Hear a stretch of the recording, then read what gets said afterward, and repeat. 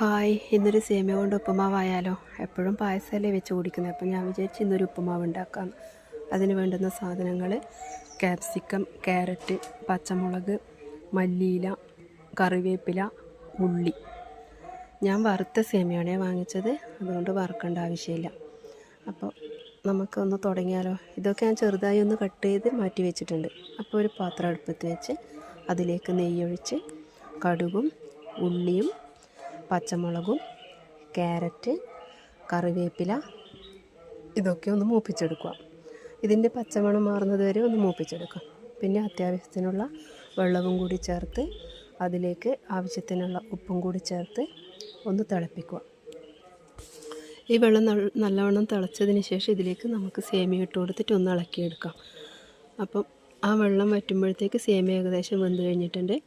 പിന്നെ നമ്മൾ കട്ട് ചെയ്ത് വെച്ച ക്യാപ്സിക്കവും മല്ലിയിലയും കൂടി ചേർത്ത് ഒന്ന് എല്ലായിടത്തും ഒന്ന് ഇളക്കി കൊടുക്കുക. നന്നായിട്ടൊന്ന് ഇളക്കി യോജിപ്പിച്ചതിന് ശേഷം അതിലേക്ക് ഞാൻ തേങ്ങയും കൂടി ചേർക്കുന്നുണ്ട്.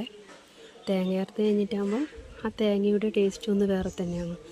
അപ്പോൾ ഞാൻ അത്യാവശ്യത്തിനുള്ള കുറച്ച് തേങ്ങയും കൂടി ചേർത്ത് നന്നായിട്ടൊന്ന് ഇളക്കി. അപ്പോൾ ഇവിടെ സേമിയ ഉപ്പുമാവ് റെഡി ആയിട്ടുണ്ട്.